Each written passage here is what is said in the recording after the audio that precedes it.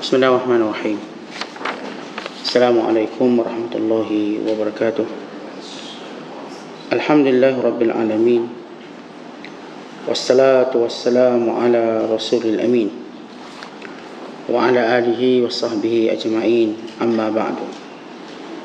Qala al-musannifu rahimahullah ta'ala wa nafa'ana Allahu bihi wa bi'ulumihi fid darain amin. Telah berkata Imam Al-Allamah Syekh Abdul Qadir Al-Jilani, semoga Allah Ta'ala merahmatinya dan kita mendapat manfaat serta barakah ilmunya. Begitu pula bagaimana engkau akan berjaya sedangkan hatimu kosong dari taqwa, tiada sebesar zarrah pun daripadanya. Kalau begitu engkau ini terhijab daripada Allah Ta'ala disebabkan ingatanmu kepada manusia, terhijab oleh sebab musabab daripada Tuhan yang menyebabkan, terhijab dengan tawakal kepada manusia dan sangat meletakkan kepercayaan kepadanya. Engkau hanya tahu berdakwa dakwaan sahaja tanpa ada bukti. Tidak boleh dipakai dakwaan tanpa ada bukti, dan bahawa perkara ini hanya boleh dipegang ialah dengan dua sebab sahaja. Yang pertama, mestilah ada mujahadah dan menahan nafsu serta memikul apa yang berat dan susah. Itulah yang biasanya dihadapi oleh kebanyakan para salihin. Yang kedua, kurnia halus tanpa ada susah payah lagi. Dan ini adalah jarang-jarang sekali dan hanya buat segelintir manusia sahaja. Allah Ta'ala telah mengurniakan seseorang dengan makrifatnya. Dia telah merampasnya dari tangan kaum keluarganya dan pekerjaannya, di mana padanya dia tunjukkan kekuasaannya. Dia telah mengambilnya dari tepi jalan, lalu ditingkatkannya ke rumah ibadatnya dengan dikeluarkan manusia dari dalam hatinya dan dibukakan baginya pintu pendekatan kepadanya. Diambilnya dari tidak punya apa-apa, lalu dicukupkannya dengan apa sahaja kehendaknya. Diberikan kepahaman, hikmah dan kemuliaan, sehingga siapa yang melihatnya akan mengikut jalannya. Apa yang didengar daripadanya akan dibuatnya, dan dia tidak beramal kecuali apa yang boleh mendekatkan dirinya kepada Tuhan. Diperintahkan agar diberikan hidayah, inayah dan kecukupan, dan semua orang datang tidak putus-putus kepadanya. Lalu dia menjadi sebagaimana difirmankan Allah pada hak Nabi Yusuf AS, kadzalika linasrifa anhu su'a wal fahsya innahu min ibadina al-mukhlasin. Begitulah jadinya agar kami menjauhkan daripadanya segala keburukan dan kejahatan, kerana sesungguhnya dia itu adalah tergolong dari hamba-hamba kami yang tulus ikhlas. yakni dia telah mengelakkan daripada segala keburukan dan kejahatan dan diberikan taufik untuk berkhidmat kepada Tuhan. Orang yang mencintai Allah dan yang arif, yang kenal dengan Allah, akan menasihati manusia dengan berbagai-bagai cara.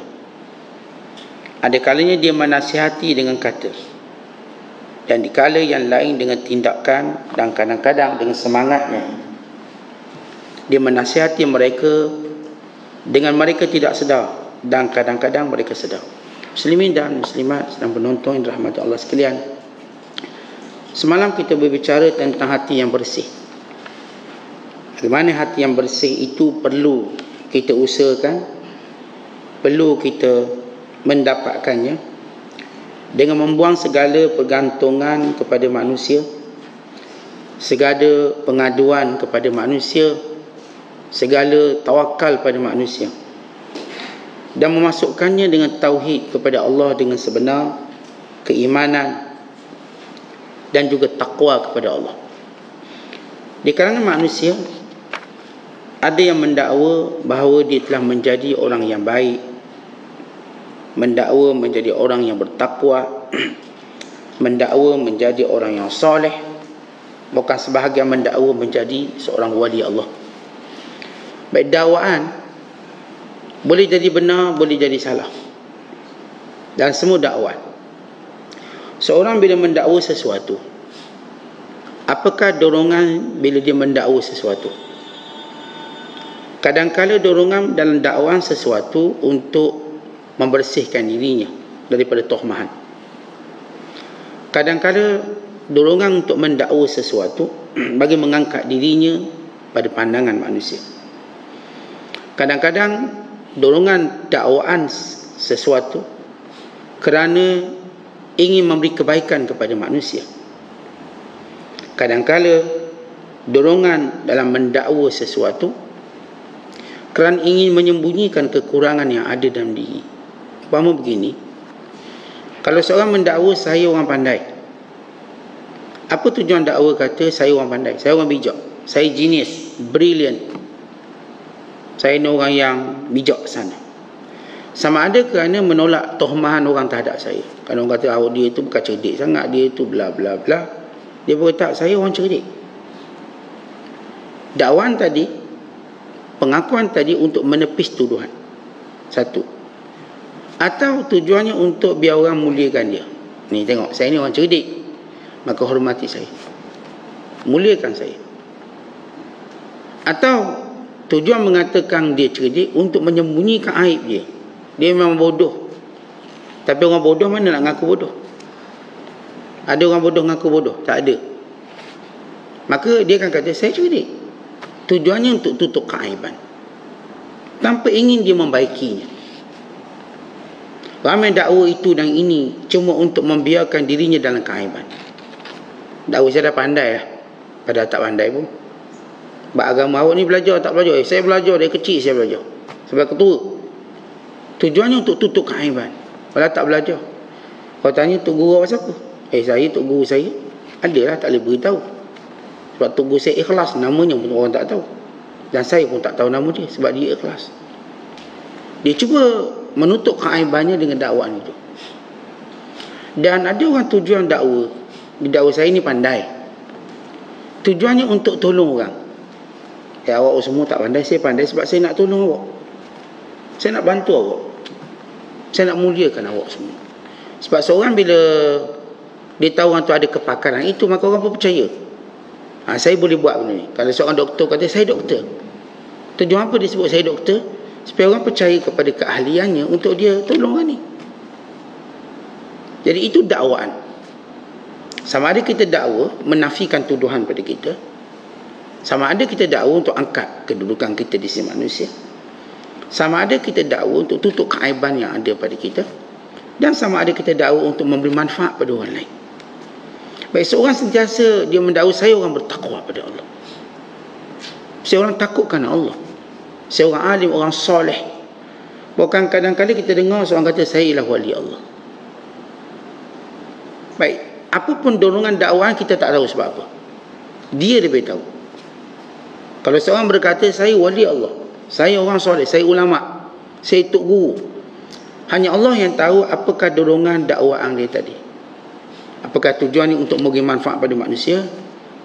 Apakah tujuan untuk menolak tuhmahan yang orang tuhmah dia? Apakah dia nak tutup keaiban dia?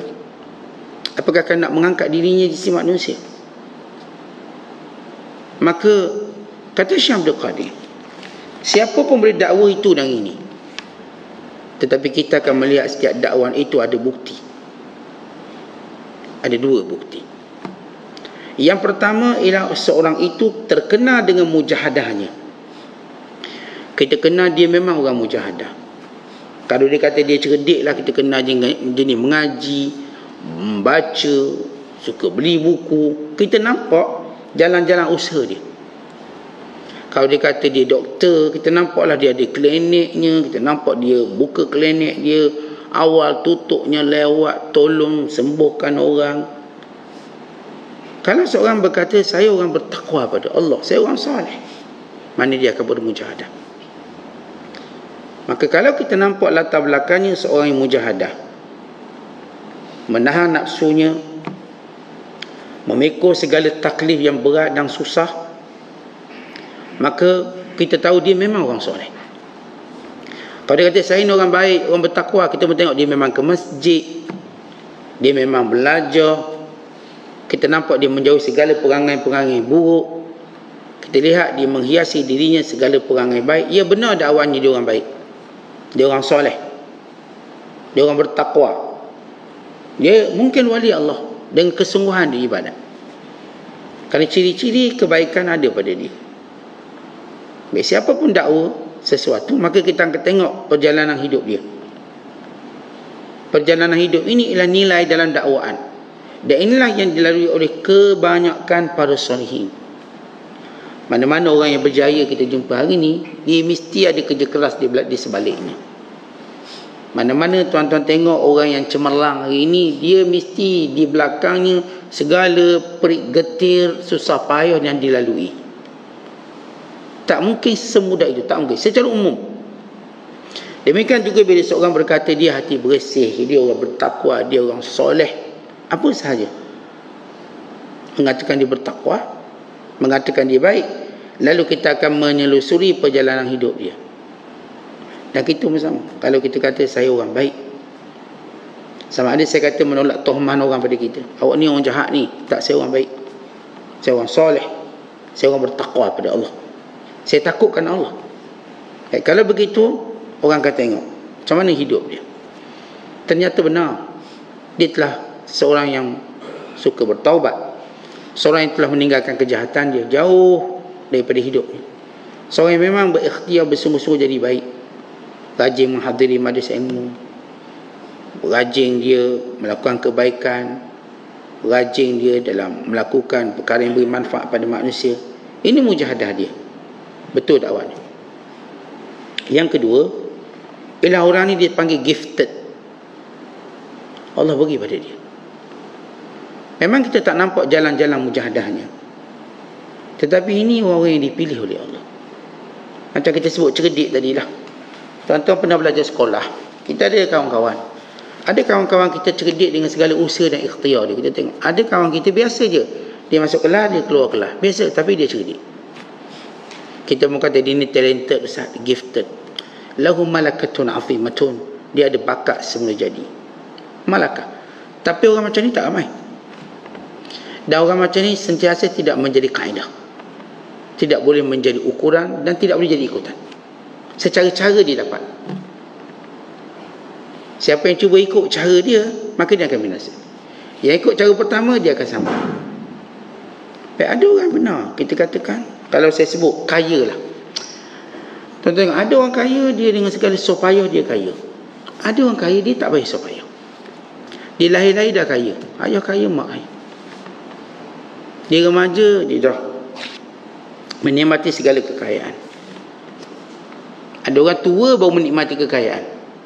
Ada orang lahir telah menikmati kekayaan, dan berterusan kekayaan di sisi sampai dah dimati. Kalau itu perjalanan dunia, demikian juga perjalanan agama akhirat. Ada orang yang Allah jadikan daripada kecil tanda-tanda kebaikan dia, dan dipelihara. Kadang-kadang waktu kecilnya sudah nampak kesolehannya. Umur 2 tahun, 3 tahun dah hafal Quran. Yang seorang tu 20 tahun baru buat start hafal Quran. Ini jalan biasa. Ni ada orang yang saya katakan Allah pelihara dia dari kecil lagi, tak pernah buat zina, tak pernah buat maksiat.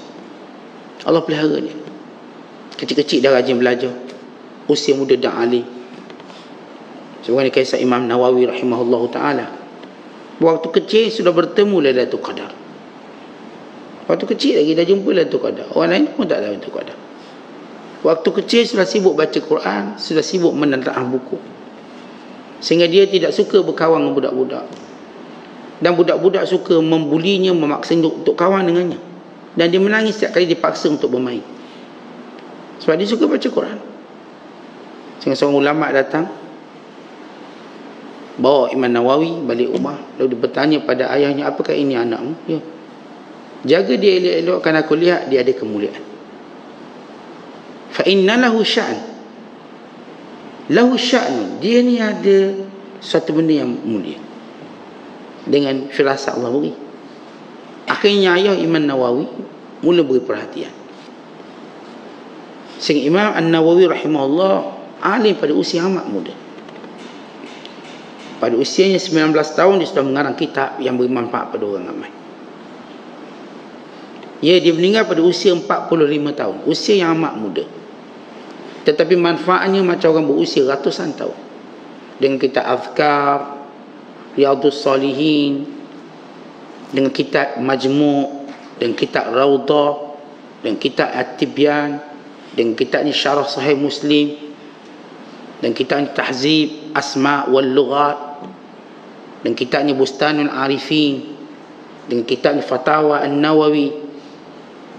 Pulang kitab yang dikarangnya, dan bab tafsirnya, hadisnya, fiqahnya, pengetahuan bahasanya. Walau dia meninggal pada usia 45 tahun. Setengah orang 45 tahun tu baru nampak macam Tok Guru, baru nampak. Imam An-Nawawi rahimahullah pada usia 45 tahun yang menyaksikan kewafatannya, bahkan mak ayahnya pun belum meninggal lagi, dek muda. Sebab dia meninggal pun pada pangkuan ibunya, pada sisi ayahnya. Bahkan dia tak makan melainkan makanan yang disediakan oleh ibunya, yang dibawa oleh ayahnya. Dia tak pernah menerima makanan daripada orang asing yang tidak dikenali. Dia tak akan terima. Bahkan dia mengajar di Darul Hadis dan keadaan dia tidak mengambil gajinya. Gaji dihimpunkan sehingga cukup setahun, kemudian diwakafkan. Ini orang-orang yang gifted. Dari kecil Allah pelihara dia. Bahkan di antara karamahnya ialah ketika mana beliau menulis, maka tiba-tiba terpadam pelita, maka jarinya bercahaya. Maka ini karamah beliau. Di antara karamah Imam An-Nawawi rahimahullah, Allah muliakan dia, Allah manfaatkan waktu yang dia ada. Dan ada orang kita katakan memang dijaga begitu, sebagaimana Allah jaga para Nabi alaihissalatu wassalam. Semua para Nabi, mereka ini pilihan Allah. Mereka tidak melalui proses orang soleh yang lain itu mujahadah, tidak. Kerana mereka telah dipilih oleh Allah. Mereka melakukan ibadat dengan keseronokan terus, manis. Ketika mana orang soleh yang lain dalam buat ibadat, mereka rasa bebannya terlebih dahulu, kepahitannya, sebelum mereka merasa kemanisan. Jalan pertama, jalan dilalui oleh ramai orang baik-baik. Dan jalan yang kedua ini jalan gifted. Maka ini kita akan melihat orang tu. Kalau dia kata memang saya, kita nampak dia tak adalah macam orang lain, tapi Allah beri dia kelebihan tadi. Kalau saya sebut ahli sukan, dia ni taklah berlatih sangat, tapi menang. Orang lain duk berlatih, kalau dia tak berlatih sangat, tiba dia menang. Kita kata dia ni memang lain. Oh, ni lain sikit lah. Kita boleh terima memang ada orang lain macam ni. Dalam agama juga begitu. Ada orang yang Allah Ta'ala nak angkat tanpa susah payah. Namun ini cuma segelintir. Baik, jalan dua-dua golongan manusia ini. Yang pertama, orang yang melalui jalan mujahadah, ini jalan biasa. Semua orang lalui jalan sahih. Jalan kita lalui. Yang kedua, jalan-jalan orang-orang yang diberi kurniaan oleh Allah, dan kurniaan yang halus, pilihan. Tapi kedua-dua mereka punya sifat yang sama.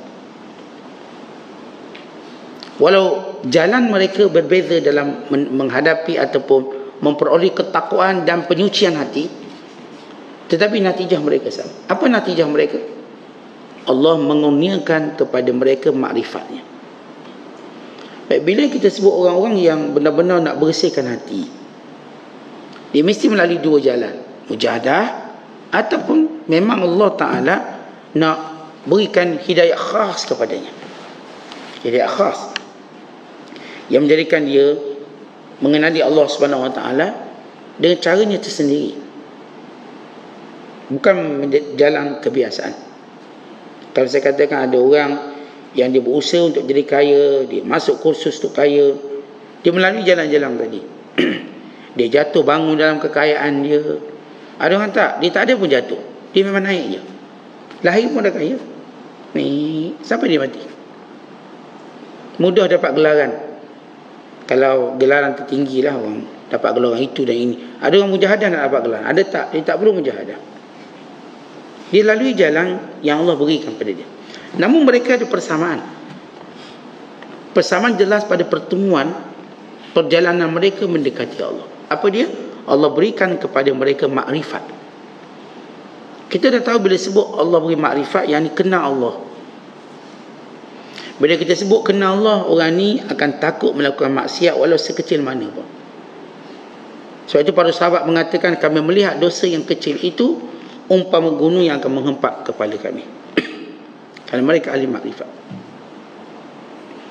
Manakala orang munafik, mereka melihat dosa besar mereka, bukan dosa kecil, dosa besar mereka umpama lalat yang singgah ke hidung mereka lalu mereka menghalaunya. Dan dilupakan tanpa taubat. Ada orang dia buat dosa, sekecil dosa dia ingat. Barangkali 2-3 hari dia tak tidur, teringat, salah saya buat ni, dia pun taubat. Ada orang dia buat dosa besar, dia lupakan dosa tu, seolah tak berlaku apa-apa, seolah dia tak pernah buat pun. Dia berzina, dia tak pernah ingat zina dia. Dia makan riba, dia tak pernah ingat makan riba dia. Dia buat segala perkara derhaka besar di sisi Allah, dia pun tak pernah ingat. Bagi dia yang lalu biar lalu. Dia melihat ke depan konongnya. Kata orang beriman bukan sekadar melihat ke depan, mereka juga melihat ke belakang. Kerana sebahagian yang belakang itu menarik mereka untuk melihat yang depan dengan yang sebaiknya. Ya, ada waktu boleh kita sebut move on lah, kata bahasa kita lah. Teruslah, jangan pandang belakang, lihat ke depan. Itu untuk kita merawat kesedihan. Benar. Bila kita nak rawat kesedihan, jangan tengok belakang, tengok depan. Jangan tengok peluang terlepas, lihat peluang yang masih ada. Itu kalau kita nak ngelak sedih. Dan itu memang kita syarah dalam kitab yang kita syarahkan, la tahzan. Tapi bila kita bercakap tentang pembaikan diri, kita perlu lihat belakang. Melihat masa silam itu penting dalam menjadikan masa depan itu clear, jelas, kristal. Seorang perlu mempelajari sejarah untuk dia predik, untuk dia meneka apa yang berlaku pada masa depan.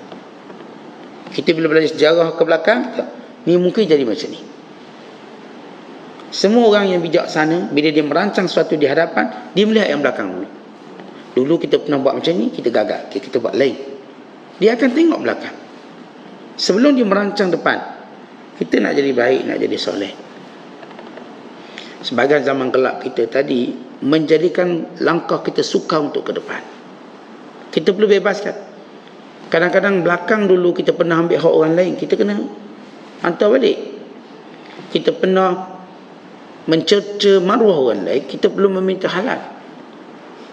Kita pernah derhaka pada mak ayah kita, kita perlu selesaikan.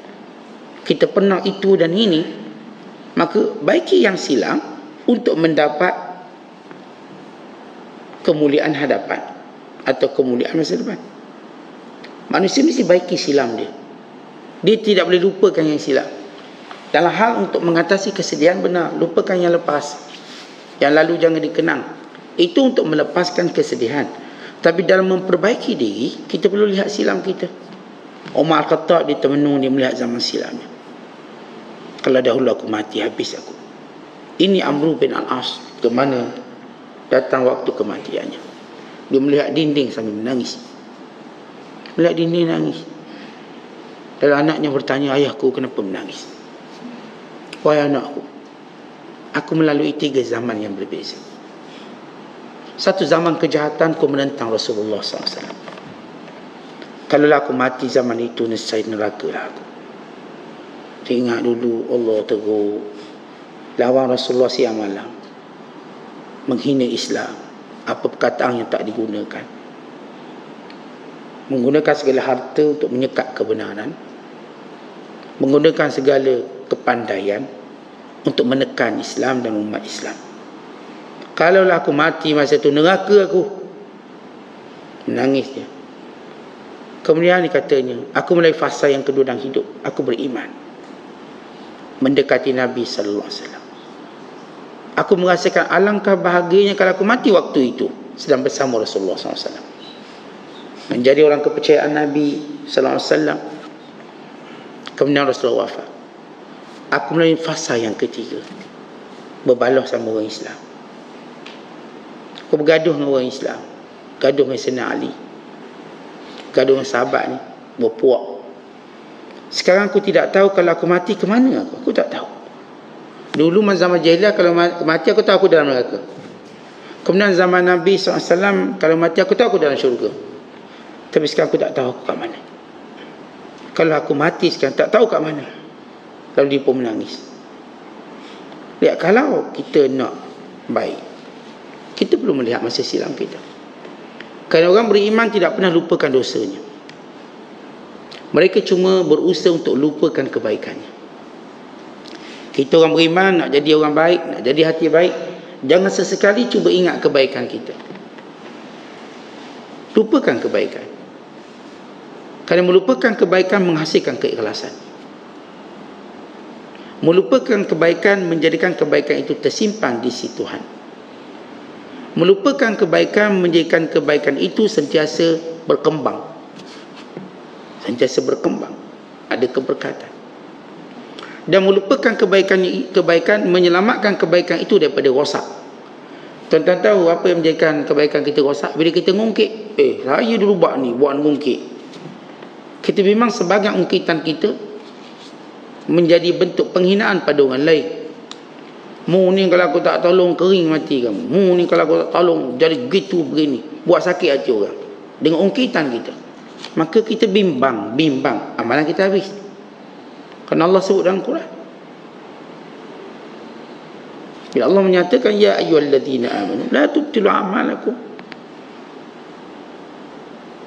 Bila Allah menyatakan jangan kamu batalkan amalan kamu, bil man, dengan cara mengungkit-ungkit. Alladzina yunfiquna amwalahum fi sabilillah, orang-orang yang menafkahkan harta pada jalan Allah kemudian tidak diikuti dengan ungkit-mengungkit. Tak ungkit. Maka orang ni yang amalannya selamat. Sebab itu saya tak nak sebut kebaikan saya. Sebab bila saya sebut kebaikan, saya membatalkannya. Bil manni wal adha, dengan cara ungkit, wal adha, dan menyakitkan orang lain. Kita kata, saya kalau tak tolong awak dah hina lama dah, dan longkang awak ni. Kita menghina orang tu dengan apa yang kita dah berikan, maka kebaikan kita mungkin batal. Kerana Allah sebut dalam Quran, kita bimbang. Bila kadang-kadang kita sebut tu nak kadang marah bila ungkit. Kadang-kadang saya ungkit ustaz sebab saya nak suruh dia sedar. Kadang-kadang ungkit tadi nak suruh, nak jawab balik sebab dia kata saya tak buat apa-apa pun. Saya ungkit lah. Ni nama je adik-beradik, bukan tolong adik-beradik. Awak kata saya tak tolong. Siapa daftar anak awak bila masuk universiti, masuk sekolah? Siapa tolong awak masa awak nak beli kereta? Siapa tolong awak bila awak nak beli rumah? Siapa? Dia ungkit tujuan apa? Sebab dia kata saya tak pernah buat baik kat dia. Dia duk jaja korang. Ada je abang bagus tapi abang tak tolong. Ada je adik kaya tapi adik tak tolong. Kawan ni ngungkit. Tentang apa pun tujuan ungkitan, kita bimbang. Ya benar, sebahagian ungkitan itu kita dibenarkan. Sebahagian. Boleh tak kita nak ungkit apa yang kita beri? Ya dalam keadaan tertentu boleh. Tapi umumnya tak boleh. Umum. Maka kita suka mengambil kaedah umum. Kaedah umum ialah saya, kalau dia kata saya tak pernah tolong dia, walau saya tolong habis duit tolong dia, dia kata tak, ni abang Long tak pernah tolong kita, kita adik susah. Kak Long tak pernah tolong kita, padahal kita tolong ni. Makan minum dia nak kahwin pun kita tolong. Tapi kata tak tolong. Sebab manusia ni lagi tak dapat apa dia nak, dia kata tak. Tak dia tu sampai kecerah. Tak. Tolong macam mana pun dia ada sindrom nafi. Kita jumpa orang dia berpenyakit, suka menafikan kebaikan yang sampai pada. Awak ni tak ada orang tolong. Mana ada orang tolong? Saya dah lama susah. Walau baru dapat bantuan tadi. Dapat bantuan beras 10 kilo. Ni tanya belum pernah dapat bantuan. Mana ada, saya dah lama susah. Ni semua tak boleh harap belaga ni. Ni pun tolong. Orang lain pula datang tanya, tak ada orang tolong. Saya hampir nak mati, tak ada orang tolong. Dia sindrom nafi tu kuat sebab dia nak banyak orang bagi. Dia tak pernah mengaku orang tu tolong dia. Baik, kita kalau berhadapan dengan orang yang penyakit sindrom nafi, boleh kita ungkit. Tujuan nak beritahu, awak kata saya tak tolong ni, saya dah tulis belakang ni, sekian-sekian tarikh saya bagi awak kursi, sekian-sekian tarikh saya bagi awak katil, sekian tarikh ni apa benda ni. Itu kita ambil gambar ni gambar ni ada lagi ni. Tujuannya melawan golongan yang ada sindrom nafi kebaikan orang, kemudian menjadikan itu alasan memfitnah orang lain. Khususnya adik-beradik lah ni. Kan kita kan kalau tengok orang susah, dia abang-abang dia tak ada senang ke? Soalan kita. Adik-beradik dia tak ada senang. Oh, ada seorang tu kaya, seorang tu abang dia, kakak dia tak tolong. Tu jaga perut nasi dia je. Kita fitnah kawan ni. Padahal kawan ni dah tolong macam-macam cara. Beri kerjanya, beri itu, beri ini. Gaji dia mahal sekali walau tak kerja. Orang gaji 2,000 kerja pagi sampai petang. Dia gaji 10,000 tak kerja pun, tapi dia bayar gaji. Misalnya, contoh. Tapi kita tuan-tuan, dalam membersihkan jiwa dan hati, memang kita akan cuba ikhtiar tidak mau ingat kebaikan. Tak nak. Kalau tanya awak dulu pernah buat macam pernah ke? Saya tak tahu. Saya tak ingat. Bila tanda Allah merahmati kita, Allah lupakan kebaikan. Maksud Allah jadikan kita lupa. Allah tak lupa kita. Kita lupa kita pernah tolong orang tu, belanja orang ni, tak ingat lah. Bila orang ni ada, tak apalah, lupakan, saya rasa orang lain kot. Ni jenis orang menafikan kebaikan dirinya. Yang tadi orang menafikan kebaikan yang sampai padanya. Yang pertama tadi, orang yang menafikan bahawa tak ada orang tolong dia, menafikan kebaikan sampai, ini orang kufur dipanggil. Kufur nikmat. Orang ni memang tak pernah bertambah nikmat. Yang menafikan pula kebaikan dia buat, maka inilah orang yang Allah Ta'ala pelihara kebaikannya dalam simpanan rahsia. Sebab itu kita nak jadi baik, belajar lupa baik, belajar lupa kebaikan kita. Tapi kita jangan lupa kejahatan kita. Kejahatan kita pada orang jangan lupa. Walau sikit pun. Kita pernah banyak ananya orang, banyak ambil atur orang, banyak umpat orang, banyak kerja orang. Kita jadi suka cakap belakang kuat ni. Kita tak lupa benda tu, kita bimbang, dia membatalkan pahala. Sebab itu kita taubat.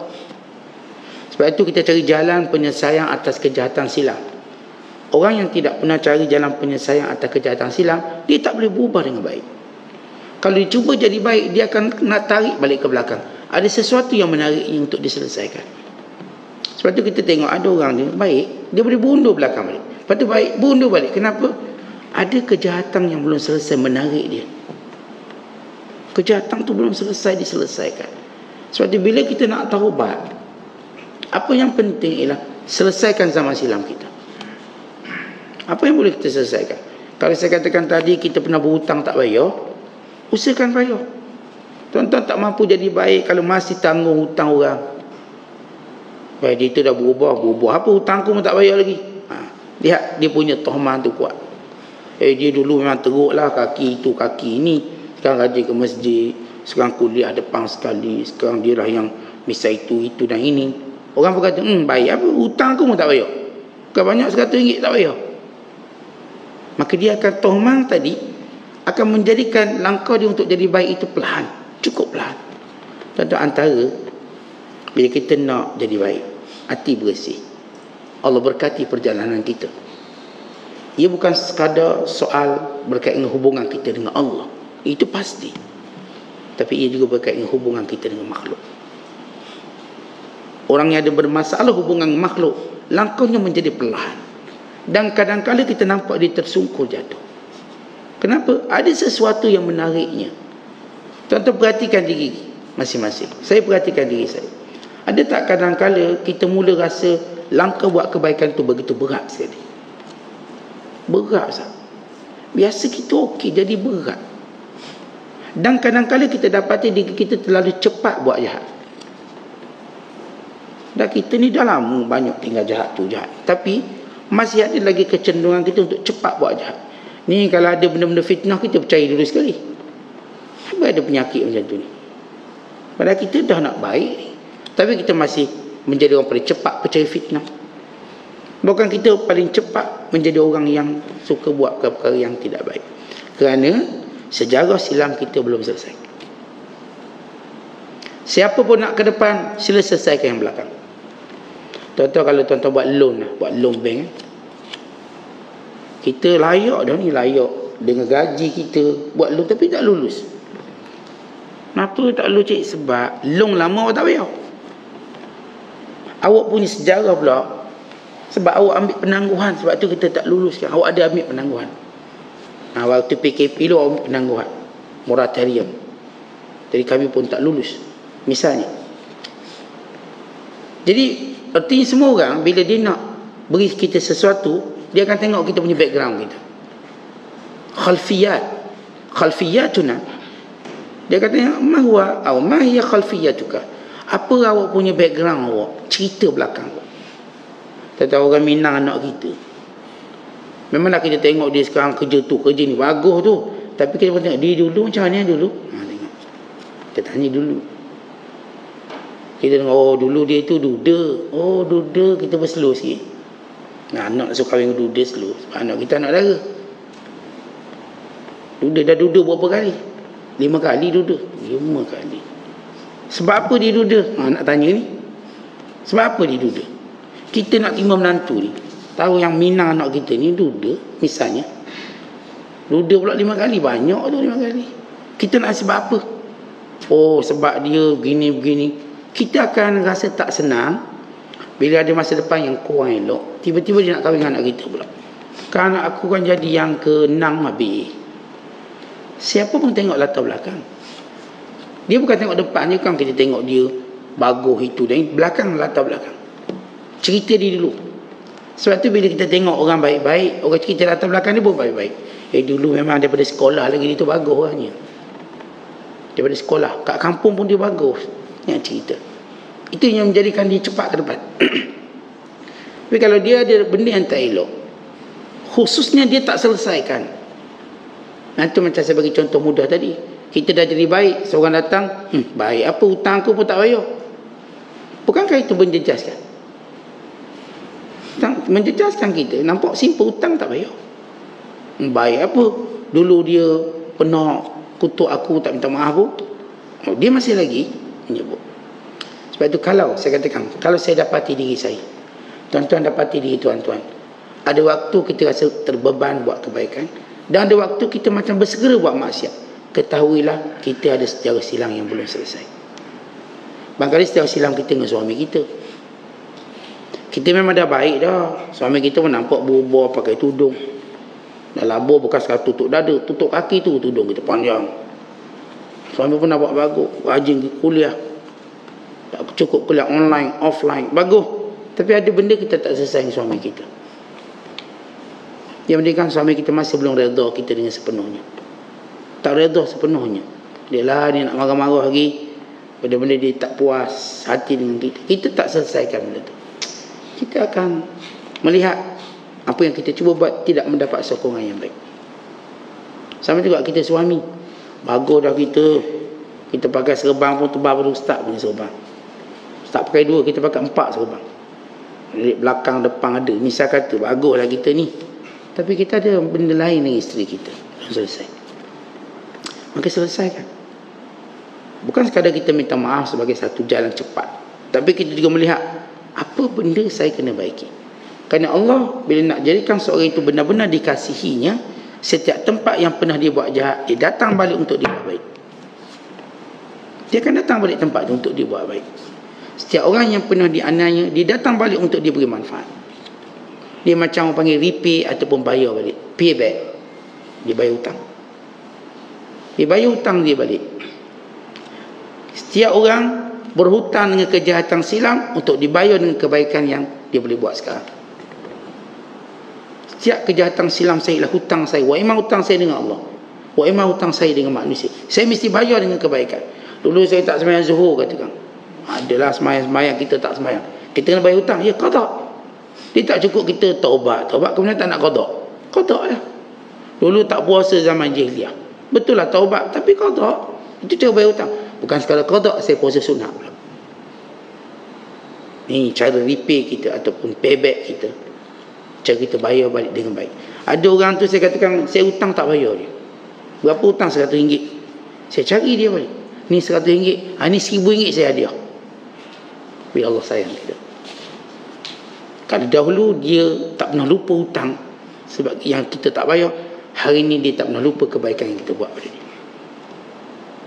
Dia tu pernah hutang saya 100 tapi dia datang bayar, dia bagi balik 1000 lagi ke saya. bagi 1000. Akhirnya yang diingat kebaikannya, bukan lagi kekurangan. Ini bila Allah Ta'ala nak jadikan dia mulia. Sebab itu kita perlu melihat ni latar belakang kita dulu. Jadi bila kita sebut ma'rifatullah, kembali kepada istilah ma'rifatullah. Seorang yang saya katakan takut pada dosa sekecil mana pun. Seorang yang akan lupa kebaikan. Mula mendekatkan diri kepada Allah dengan segala kebaikan. Tapi setiap kebaikan yang dijadikan untuk mendekatkan diri pada Allah, tidak pernah dia menilainya untuk dia menjadikan dia cukup atau sudah sampai. Tidak pernah. Ini ahli makrifat. Dia tak akan kata saya dah buat baik banyak lah, dah tak boleh, tak boleh buat dah. Tak ada. Dia tak pernah ingat. Dan dia tak pernah rasa cukup. Dia tetap merasakan apa yang dia lakukan sedikit. Bukan sekadar kita kena tetap merasakan, dah memang sedikit pun berbanding nikmat dan kurnia Allah. Kita bayangkan dengan pahala, dengan kebaikan kita buat selama ini, apakah menyamai satu nikmat yang Allah berikan pada kita.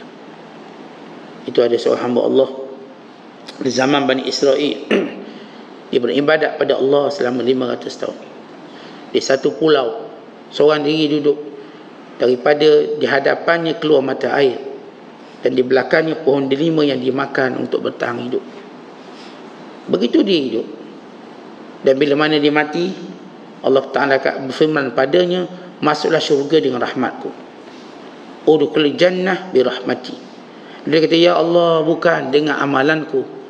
Aku nak masuk syurga dengan amalanku. Lalu kata Allah, apakah benar? Kerana setiap amalan kamu kena timbang dengan nikmatku. Kerana amalan tu kita tak mungkin boleh buat tanpa nikmat Allah. Macam mana tuan-tuan nak buat amalan kalau tanpa nikmat Allah? Ni dahi, inilah nikmat Allah untuk kita sujud. Ini mata yang menangis, ini nikmat Allah untuk kita menangis. Ini tangan yang menadah, nikmat Allah untuk kita tadah tangan. Akhirnya diambil matanya untuk ditimbang. Satu mata nikmat Allah, dengan amalannya 500 tahun, berat lagi mata nikmat Allah. Tentang kita, kalaupun kita ibadat 1000 tahun sekalipun, satu nikmat tidak mampu menyamai 1000 tahun. Ini kan pula Allah nak beri kita syurga, supaya kita tahu syurga tu kita masuk dengan rahmat Allah, bukan amalan kita. Tapi bukan bermaksud kita tidak beramal, bukan begitu. Nak beritahu amal macam mana jangan rasa cukup. Ini ahli makrifat. Kalau kita amal sikit cukup, orang ni yang tidak istiqamah beribadat. Semalam saya dah derma Ustaz, ini tak payah, rasa dah banyak derma minggu ni. Dah awak kan, awak mula menilai, mengukur amalan awak. Awak lupa untuk melihat nikmat Allah. Apakah nikmat Allah cuma semalam Allah bagi, hari ni Allah tak bagi? Tuan-tuan, cuma semalam saya dapat lihat, hari ni tak dapat lihat. Hari ni kita masih melihat. Dan esok juga kita masih melihat. InsyaAllah. Kita kalau buat kebaikan, kira minggu lepas dah buat. Kalau Allah berkira dengan nikmat, minggu lepas kan aku dah bagi nikmat, minggu ni tak payah lagi. Yang kita duk bernafas tiap hari, yang kita gunakan nikmat tangan dan kaki, minggu lepas kita boleh jalan, minggu ni pun boleh berjalan. Tidakkah kita mau mensyukurinya? Tentang kita setiap kali makan pun kita bayar. Kenapa? Sebab saya makan. Tidakkah kita sedang menggunakan nikmat Allah? Kenapa tak nak bayar? Bayar dengan kesyukuran kita. Bayar. Kita setiap kali parking kereta kena bayar parking. Masuk 20 kali kena bayar. Tak kira sekejap pun. Kejap je bayar 50 sen. Keluar masuk balik. Tadi kan dah bayar. Tak boleh sekali masuk. Bukan sekali parking, sekali masuk. 10 kali masuk? Ya, 10 kali 50 sen. Tentang nikmat Allah yang kita guna. Tak mungkin kita bercakap, saya dah buat kebaikan, saya tak nak buat lagi. Orang beriman, ahli makrifat, tidak pernah dia ada satu istilah yang boleh hentikan kebaikan dia. Dia unstoppable. Dia tak boleh dihentikan.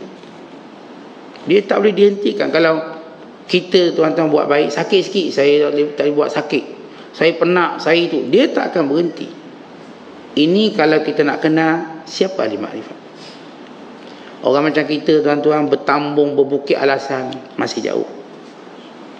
Kalau tanya awak lah, kalau hari ni awak tak pergi kuliah, saya tanya, berapa alasan yang boleh buat? Cuba reka saya, berapa alasan boleh buat tak pergi kuliah? Saya rasa boleh 2,000 alasan. Cuba cerita alasan tu. Soal tersimpang benda tu. Tang sekian-sekian. Tapi Macam kita sebut dalam firman Allah Ta'ala, bila Allah menyatakan bahawa manusia itu ala nafsihi basirah, manusia itu dia kenal dirinya sendiri, manusia dia tahu dirinya sendiri. Sebagaimana Allah berfirman, balil insanu ala nafsihi basirah walau alqa ma'azirah. Bukan manusia dia kenal dirinya walau dia mencampakkan pelbagai alasannya. Kita beri alasan tu, alasan tak, sebenarnya apa? Cuba cakap sebenarnya apa? Yang sebenar tu itulah dia masalah. Sebenarnya saya malas. Itu betul. Ini Ka'ab bin Malik, Hilal, sahabat-sahabat yang tak pergi perang Tabuk. Umayyah bin Hilal, Ka'ab bin Malik. Bila mereka tak pergi perang, orang munafik setiap akan beribu alasan. Bini sakit lah, anak sakit lah, kurma berbuah tak ada orang nak petik lah, rumah tak ada orang nak jaga, takut itu, takut ini. Dia beri alasan, Nabi senyum. Setiap alasan Nabi senyum. Okey. Dah tahu munafik salam dengan Rasulullah, ya Rasulullah kita nak pergi perang tapi Nabi senyum. Kerana Rasulullah mengetahui itu munafik. Datang 3 orang sahabat. Dari jauh Nabi senyum. Kamu nak cakap apa pula? Mereka terdiam seketika dan mereka kata, ya Rasulullah, kami boleh saja beri alasan kami sebagaimana depan tu beri alasan. Tapi kami mengetahui kelak Allah tetap mendedahkannya. Dan kita berilah alasan apa-apa, kelak Allah mendedahkan. Sebab apa sebenarnya? Maka kami akan berkata, sebenarnya Rasul kami malas. Maka Nabi SAW, baik, tak apa, malas, balik dan tunggu selanjutnya. Kami malas. Satu jawapan yang kita tak suka beri, tak suka beri, dan tak ada orang pun suka dengar. Tak ada, kita sini tak suka alasan tu, sebab nampak teruk kita ni. Orang pun dengar alasan teruk benar kita, tapi di sebalik alasan itu ada benarnya. Kerana mereka bersifat benar, maka siapa pun yang benar dia ada akibatnya. Akibat cepat. Orang cakap bohong dia ada akibat lambat. Tetapi akibat cepat itu untuk timbulkan dia di permukaan. Manakala bohong itu akibat lambat untuk tenggelamkan dia terus, untuk dia takkan timbul. Contoh kita kalau ambil sabuk. Sabuk ni kita selam di dalam air, dia tetap tenggelam, tapi kelak dia akan timbul dan melantung ke atas. Sebab apa? Sebab dia kebaikan.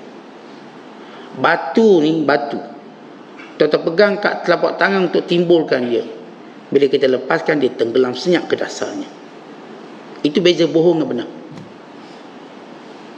Benar itu umpama sabuk, walau cuba ditenggelamkan, dia kelak akan timbul, sebab sifatnya timbul. Manakala bohong itu umpama batu, kalau ditimbulkan, dia akan timbul batu itu seketika, tapi waktunya bila dilepaskan, dia tenggelam sedasar-dasarnya sehingga tidak lagi kelihatan. Orang cakap bohong memang nampak comel, mula-mula comel, tapi kelak tenggelam.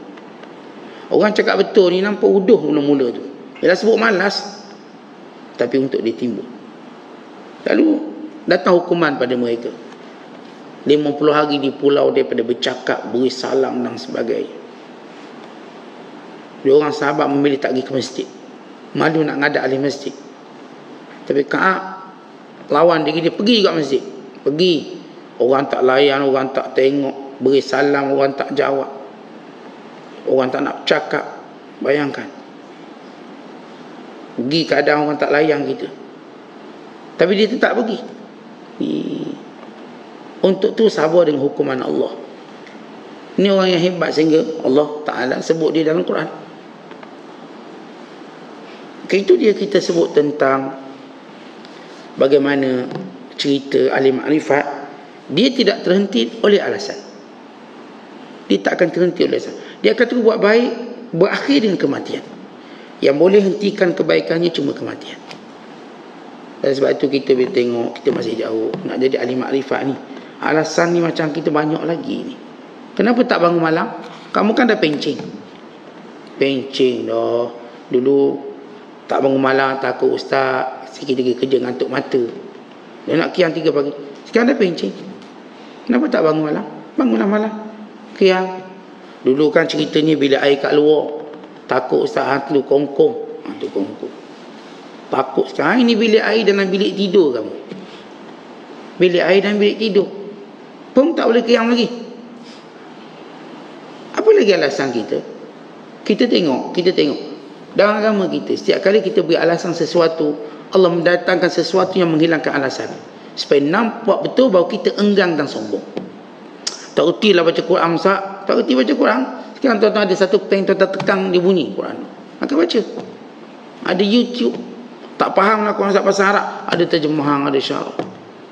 Maka kita tengok, setiap kali kita beri alasan pada agama, Allah datangkan penyelesaian. Ini yang disebut oleh Allah dalam Al-Quran. Inna hadainahu sabil imma syakiran wa imma kafura. Kami akan terus menerus menunjukkan jalan kami. Sama ada kami akan dapati mereka ini syukur dan beriman, atau kufur dan ingkar. Kalau hari ini tuan-tuan pernah beri alasan satu ketika dulu, kenapa tak pergi ke masjid? Sebab ustaz kerja sibuk. Sekarang dah pencing. Alasan satu lagi, dah ada habis. Ustaz ni anak kecil-kecil, sekarang dah besar. Tak ni cucu pula kecil. Cucu pula kecil. Cucu pun dah lagi. Cucu dah lagi. Pindah sekolah lain. Alasan apa? Apa lagi alasan? Saya jaga cucu orang sebelah, Ustaz. Orang sebelah punya. Sebab dia tak ada orang jaga. Silakan beralasan. Sebab itu kita lihat dalam hidup, apa yang pun yang kita beralasan, semuanya tinggalkan kita waktu kita dalam kubur. Tuan-tuan beralasan manusia, lihat bila mana kita mati, seorang dalam kubur tu, mana alasan? Tak ada. Yang kita alasan, saya anak saya, cucu saya, ni cucu masuk kubur ke? Tak masuk. Ngadak, jawab. Sebab itu jangan suka memberi alasan dan kebaikan. Kerja kita, kita tak nafikan memang alasan itu wujud dalam menjadikan sebahagian masalah ujian kita. Namun kerja kita, bagaimana kita berfikir siang malam mengatasi alasan. Saya duk fikir saat ni, anak saya ni kerja kena jaga cucu. Saya memang nak pergi masjid, nak pergi surau, nak pergi dengar kuliah. Saya terfikir macam mana cara. Saat saya bawa cucu duduk belakang lah, contohlah. Ni tempat yang orang tak kisah, kita bawa cucu je belakang. Tak apalah, saya akan suruh jaga sekejap, saya nak pergi juga.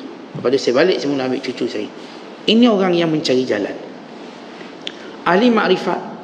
Saya sebut tadi sifat mereka tak ada alasan. Kita tak jumpa alasan. Dan kalaupun ada secara fitrah, kerana sebahagian alasan itu datang secara fitrah, seperti sakit, kematian, itu menjadikan kita sibuk, maka dia akan cari penyelesaiannya. Tak mungkin benda itu akan menjadi rantai yang abadi di kakinya. Ia cuma menjadi suatu sekatan sementara untuk dia melaluinya. Kemudian kata Syekh Abdul Qadir, Allah Ta'ala akan, bila dia diberi makrifat, Allah Ta'ala akan buang dia daripada keluarganya. Maksudnya ikatannya pada keluarga, kecintaannya pada keluarga, dengan maksud yang menghalang cintanya pada Allah. Dia bukan kata tak sayang bini, tak sayang, bukan. Tetapi yang bermaksud ikatannya dalam beribadat. Kita tuan-tuan dalam ibadat tak ingat lagi tentang keluarga kita, kita ingat Allah. Keluarga kita yang kita paling sayang. Kita sayang suami kita, sayang isteri, sayang anak-anak.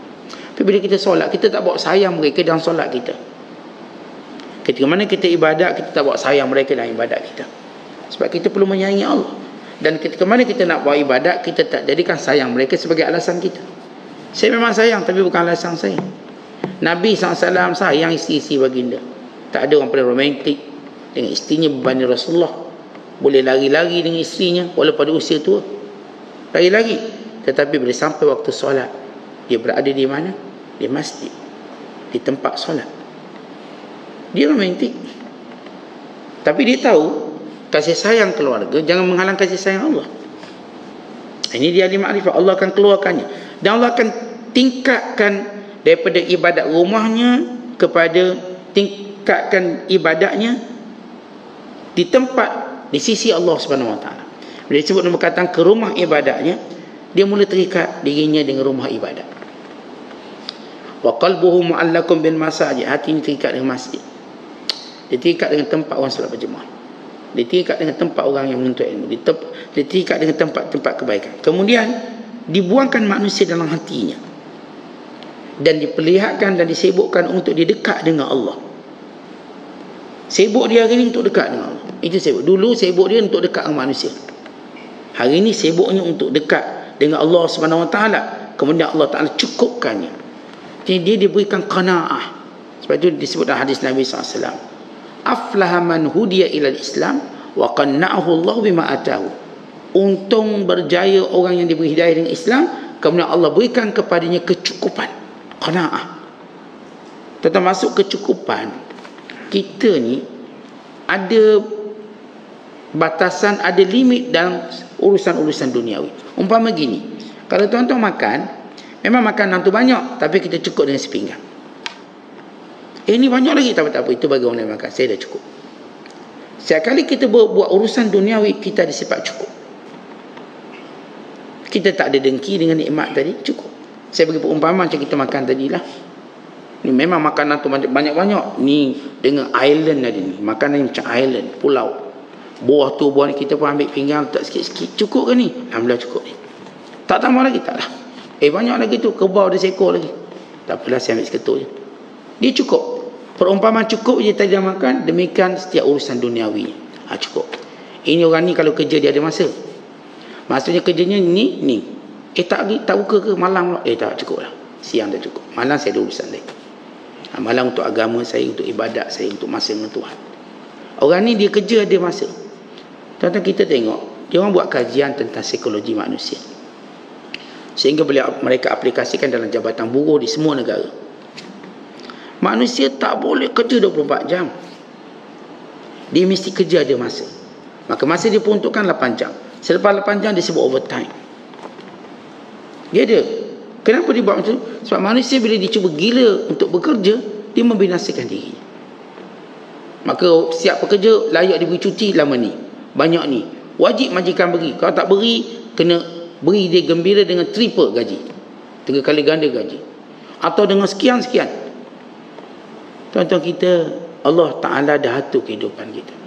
Bila kita buat urusan duniawi, kita perlu ada masa dia. Jangan secara mutlak urusan dunia. Biar ada masa. Tuan-tuan nak main bola, biar ada masanya. Saya main bola ni pukul 5, pukul 6 pun cukup. Tuan-tuan nak makan, biar tahu berapa pinggang nak makan. Saya biasa 2 pinggang cukup. Cukup lah. Qanaah. Tak lagi berfikir untuk lebih. Ini bila Allah Ta'ala nak beri dia makrifat, dia berikan qanaah. Kemudian Allah berikan kepadanya kepahaman, hikmah dan kemuliaan. Allah beri dia ilmu agama. Dia faham agama.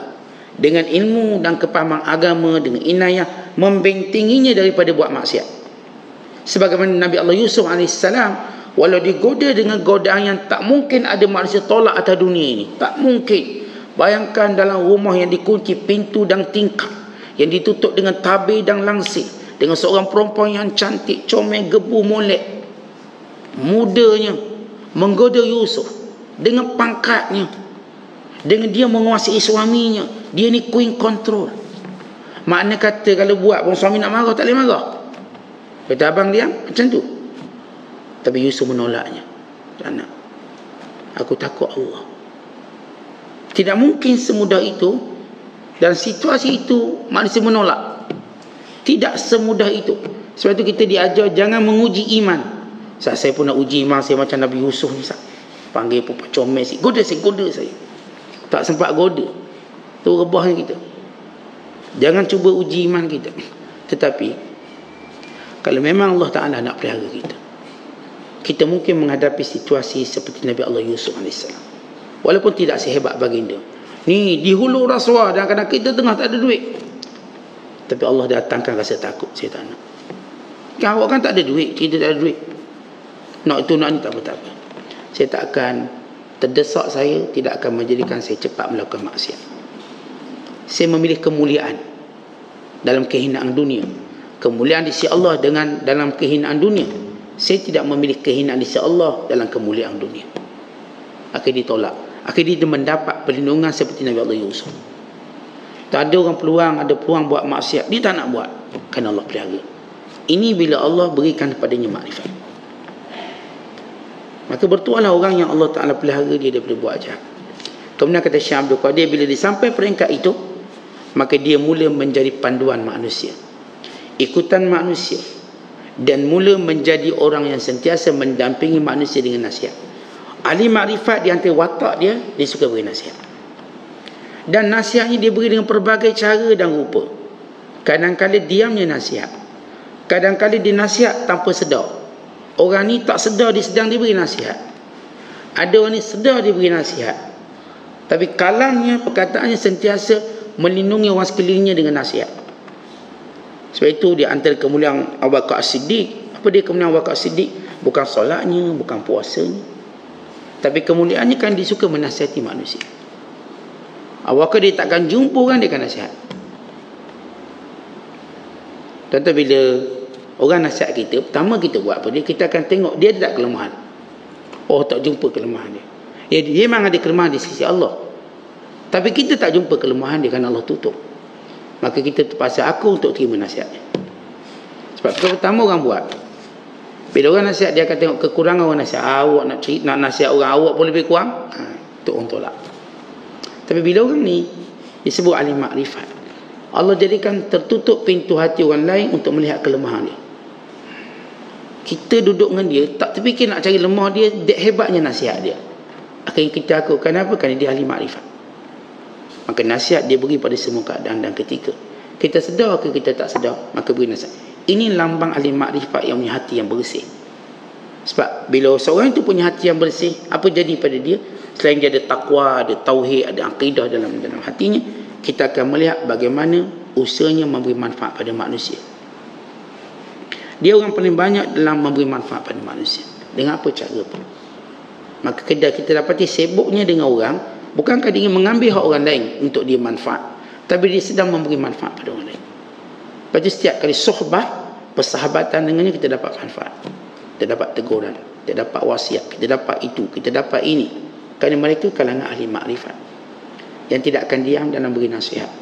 Kadang-kadang kita tidur pun dia beri nasihat. Maksudnya datang dalam mimpi. Orang yang baik ini dia mendatangi mimpi kita, menasihati kita, seolah-olah kita rasa kita hidup dalam taman nasihat dia. Kita hidup dalam taman nasihatnya, bunga-bunga yang indah dalam nasihatnya, buah-buahan yang indah dalam nasihatnya. Lalu kita gembira dengan nasihatnya, kita macam seronok, kita gembira setiap perubahan yang kita buat daripada nasihat yang baik tadi. Maka ini contoh orang-orang yang punya hati yang bersih, yang berkesudahan dengan makrifatullah. Dan kita dah cerita tentang bagaimana sifat ahli makrifat. Sebahagian besar cerita ini telah, ataupun sifat-sifat telah kita terangkan. Ini sebahagian tambahan-tambahan tentang ahli makrifat. Mudah-mudahan Allah bersihkan hati kita, menjadikan kita ahli makrifat. Wallahu bissawab. Assalamualaikum warahmatullahi wabarakatuh.